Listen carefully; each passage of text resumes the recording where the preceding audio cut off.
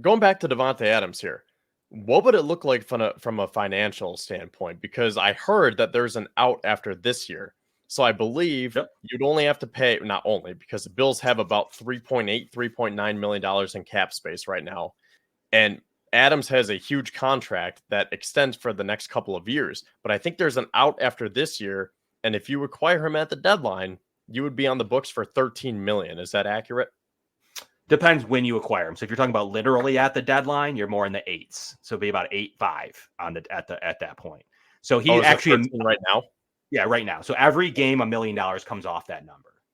So it depends when you trade for him. And compared to the deadlines, around 8, little over 8. So 13 now, 8 at the deadline.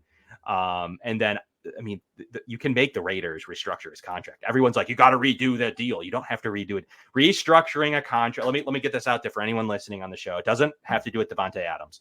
Restructuring a contract, you don't need to rip up a contract and make a new deal. You process paperwork. You literally put in a fax. It used to be a fax. I still think it was as recently as last year, or an email. And you say, we're restructuring his deal. Davante Adams gets his salary up front. You spread the cap space out, just like the Bills did right before the season started. It's not a new contract. It's just you're paying him up front in a signing bonus. That number then is reduced for his current pay because he just got it all. And then it's spread out throughout the course of your cap. Now, when you go and trade that player, that's now dead cap space because you've paid that player money. You need to account for it on your salary cap.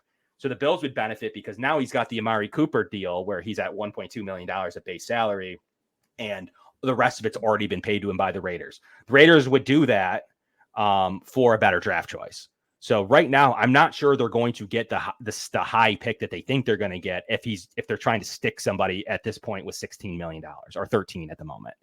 So that's going to be, and now he's not playing. So they're going to have to already for a week or two pay him $1 million a game to not play before they trade him. So they're already kind of doing it. So it depends when he's traded, but I personally don't think that they're going to. The Bills ate a bunch of cap on Diggs. They're personally going to do it. And it's almost a rental because next year you have some team options. Like he's going to make $33 million a year, but none of it's guaranteed. He's going to have to redo his deal. No one from the Jets to the Bills to the Saints to whoever you think's interested. He's not going to play on that deal in the next 2 years. No guarantees on it. He's basically either going to redo it or he's cut. So it's more or less a rental to help your offense out this year, but at what cost? And then at what future cost if you're going to keep him? Now, I will say the Bills have that extra second-round pick from trading away Stephon Diggs. So, you could make it work from a draft standpoint, but just a financial standpoint, it's just a lot of money when you said, he's under contract for the next years above $30 million. And I think, again, like I said at the beginning of this conversation, the Bills tried to get out of paying wide receivers $30 million. Now, what do you think about Amari Cooper? Because the Browns redid his contract so that the acquiring team would only be on the books for $900,000. Correct? Right. But the difference, the Bills will not make a trade with his current contract. So it doesn't matter. I'm assuming that whether it's Cooper or Adams, they're going to have the same contract. So Cooper and Adams are both rentals. Cooper's going to be a free agent. They're going to have the same cap implications. So the Bills can't make the trade without that. So I can't even assume. So maybe if Brandon Beane did make the call, it isn't about, hey man, you want a second, you want a third, you want a fourth. It's more about how much money are you willing to eat of the contract? Oh, you're willing to eat it? All right, let's have a conversation. You're not? Okay, click. I think that's more what the conversation is over, talking about second round pick, third round pick, fourth round. If they'll say yes, I'm going to eat the contract, I think then the Bills go back to their team and they hear what's going on in terms of draft compensation. So I think that's how you would handle it. But to your point with Cooper, he's a rental. He's only going to make $1.2 million. It would only cost you $900,000 for the rest of the year. No different than any other veteran on your roster. And that's how it would be with Adams too. The difference is the cost, the most likely cost of compensation of a draft choice for the rental. But I think they're both rentals, to answer your question. Either way, neither of them are seeing next year. And the $33 million that Adams is owed is not actually owed. Look at that as non-existent. No one's paying that. It's not actually a piece of a contract. There's no future money owed to Davante Adams. So what would the difference be? Let's say that the Bills were to trade for Amari Cooper or they were to trade for Davante Adams. How much would they be paying that player? How much would they count for on the cap for the 2024 season then, after you're saying that you can kind of restructure these deals and not have to pay it all in full? Say that again. So how much are the Raiders on the hook for the Bills? No. So I guess we'll start with Amari Cooper. So I was just saying Oh, how, okay. the acquiring team would only have to pay 900,000. And then with Adams, it would be 13 million starting now, but then that decreases. So I guess from a salary cap perspective, because you're saying that there's these different ways, the different cap ramifications of kind of reworking the deal. So I guess best case scenario, what are you saying that it would cost the Bills on the cap for Adams? And what are you saying that it would cost the Bills on the cap Same. for Cooper? The same. But what's that So number though? 900,000. Oh, so you're Like, saying that Adams can go all the way down to correct. 900,000? Yes. So what I'm saying is what the Bills are calling, if they're actually calling, which I think is probably true, they're basically asking them, are you taking on his salary or not? And they're waiting for that answer. If they say no, I'm assuming it's a click or let me know if you are. If they are willing to take on the contract, I believe that conversation continues. So that's what I'm saying is that what Amari Cooper did to his contract already, he's already done it, is what the Bills are asking, or a lot of teams would be asking the Raiders to do for Adams. They're saying, Okay, all right, get his contract to the same level Cooper is, and let's have a conversation. If not, trade him to the Jets. I even think the Jets would ask for some of that. So ultimately, that may be where he ends up with New York because they may be willing to pay more of the money than other teams. But the Bills are going to call, or other teams are going to call and say, you're going to make his number the same as Cooper, right? Yes. Okay, let's talk about this player. But either way, I think both players are under $1 million of cap hit, or the Bills aren't acquiring them. So for our purposes on our show and talking about the Buffalo Bills, neither of them are coming, or anybody, if they're not willing to redo their contract. Cooper's is already done. Their Bills would ask for Adams to restructure his contract to be paid up front, and then the Bills will take the rest of the contract, which is base salary of minimum contract. Okay, so we talked about the financial side. So clearly there is a route to acquiring one of these wide receivers here that we're talking about between Davante Adams and Amari Cooper, or maybe there's a third option. You mentioned Cooper Kupp or Brandon Ayuk already got signed, so that's kind of out of the window at this point. But I want to talk about it from a football perspective, from a schematics perspective, because again, as great as it would be to have Davante Adams, right? If you're going to say, do you want Davante Adams lined up out wide or Mac Hollins? Everyone in their right mind is going to say Davante Adams. But if the Bills decide that they don't want to get Adams or Cooper, and they say, you know what, we're going to stick with our philosophy, because just because we got blown out to the Ravens doesn't mean we're going to have to abandon what we've been telling our team, our organization, our fan base for the past 7 months about how we run our offense. I think that there's a bigger problem here, and that is they are not getting the production from the bottom half of their receiving core. So if you look at their top 4 receivers right now, in order in terms of yards, Khalil Shakir, Dalton Kincaid, Keon Coleman, and James Cook. And I think that is pretty much on par with what at least I thought. I don't know if you had those as your top 4 receivers going into it, but I figured that Shakir and Kincaid would be working over the middle.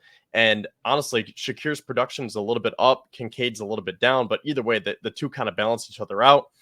Keon Coleman, he's pretty much doing what I expected. He's going to be that run blocking wide receiver, the big body, contested catch, go down the boundary, red zone target. Not going to be that flashy Stephon Diggs wide receiver one yet. I'm not saying he's never going to be, but that's pretty much what I expected Coleman to be, to use his basketball skills to his advantage while he gets acclimated to the NFL. Then I figured Joe Brady would use James Cook pretty much exactly how he's going to. But if you look at the bottom half of their box score here, Ty Johnson is their 5th leading receiver, and you're paying Curtis Samuel $8 million a year. And he has 8 catches for 48 yards. Dawson Knox, who signed that 4-year, $52 million extension. Now, granted, the Bills reworked that in the offseason, so it's not as hefty, but he's still paid. Yeah, I believe he's still the 13th highest paid tight end based on average annual value. So he has 3 catches for 30 yards this year. Mac Hollins, again, Mac Hollins isn't going to scare anyone by any means, but you signed him for a reason. 4 catches, 46 yards. MVS, 2 catches for 26. So I think that the Bills need, if they want to go based on this philosophical approach, you need a wide receiver who has speed, who has separation abilities, and can get yards after the catch. The Bills rank 6th in the NFL right now in yards after the catch. That dropped from 2nd after that Ravens game. But I think that it starts with trying to get someone like a Curtis Samuel more involved. I don't think that they need to abandon this experiment of everybody eats and let's see if Josh can kind of, piece it together just like Patrick Mahomes would. I don't think that just because we've reached a quarter point of the season that you need to abandon that just because Davante Adams became available. I think that it starts from within, and they need to explore more options with someone like a Curtis Samuel. Line him up out wide, put him in the slot with Shakir potentially being out this week. Maybe that's an avenue for Curtis Samuel to get more looks, because that's what I think this team needs right now. They need more of those intermediate routes, 15, 20, 25 yards, and that's what they're not getting. I just don't think Curtis Samuel's very good. So that's my opinion. So sure. I think it comes down to, yeah, I agree with Roy. That's my exact opinion where who's eating? Josh Allen, who else? James Cook has had some moments. Shakir's good. You read them off. Who else? I like what Coleman can do. Maybe just like last year when we thought let's see what we can do with, and Samuel's better than say Deontay Hardy or Trent Sherfield. Sure. But we went all season and still didn't have that production. At least the team still had Gabe Davis, Diggs, and Shakir. So ultimately, how long is enough though? 4 games, okay. 8 games, 12 games. You're gonna give it a season to where now you're the 4 seed. At some point, I think if you're able to add another dynamic player, it's not to say, and I've been consistent with this, even at every position. I don't need you to go out and add some middling receiver that will just take away from Samuel. It doesn't make any sense. But if you got at least a threshold player of wherever you want to rank it, wherever you want to draw the line, I think above that line, you need to think about it. You don't need to just go out and try to acquire, it doesn't really matter, somebody that's not going to barely see the field. There is a player, there's levels to this. There is a range of a player that I think would immediately come in, just like Rasul Douglas did, at a harder position, in my opinion, and get it going. Look, Curtis Samuel, he got paid a lot of money. Ultimately, his EPA is negative. That means that he's playing worse than the average play outcome of style of receiver. So I just don't know that I don't need Davante Adams to come in and be the number one and only guy to ever play again. I need him to come in and actually draw things away. If Diggs wasn't producing, he was drawing coverage away, though. He was valuable, even though he was outproduced by Khalil Shakir. This is just like I said about Mike Edwards. This is Curtis Samuel's time. If Khalil Shakir doesn't play, that receiving core is a mess, in my opinion. It's just not very good. And if Curtis Samuel can't produce this weekend, I'm done with him. It might be week 5. I don't care what week it is. If he can't produce as the only guy in his role, he's being blocked by Shakir right now. I was actually a proponent of just draft Malik Washington, just draft good guys. But at some point, you can't do that because they are blocked by guys ahead of them on the depth chart. And Khalil Shakir and Dalton Kincaid are blocking these guys from playing a lot. And we're seeing that. We're seeing him try to get action in trick plays in the backfield, maybe out wide. He's not playing probably what he should be playing in the slot. For me, that's what it comes down to. And this is his time to shine. If he doesn't produce this weekend, I'm going to be even harsher on Curtis Samuel because he's beyond this toe injury, unless we come out and hear it's serious.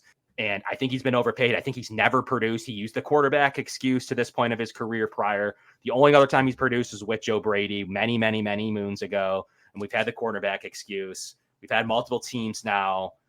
He's just a 300, 400-yard receiver. That may be what he is, and the Bills overpaid for that. That's what it comes down to.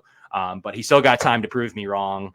I wanted Tyler Boyd over him. So we'll see how that ends up turning out in terms of what this looks like. But he's never produced, and he's in one of the categories of a guy that was good many years ago. And I'd rather the Bills have a 2-2 Atwell personally. So he's got a chance though. This weekend's his chance. This weekend's his time to put it on record that he's good, and he's just being blocked by Kincaid and Shakir. If Shakir's out, this is Curtis Samuel's time to shine. I just don't know that you want to double and triple down on that just because you did it. We'll see. They're going to, and you're right. The most likely outcome is that they have to double down on it. Getting these guys more involved. I would say that's the odds on favorite. That's more of the favorite than them actually making a move to acquire Adams or Cooper. I think that's how I'll finish this up here, and that'll kind of transition us into formulating the game plan here. How I'll leave it is, as of right now, I'm going to say no. I'm not expecting Brandon Beane to pull the trigger tonight. We're going to wake up in the morning and Davante Adams is a Buffalo Bill.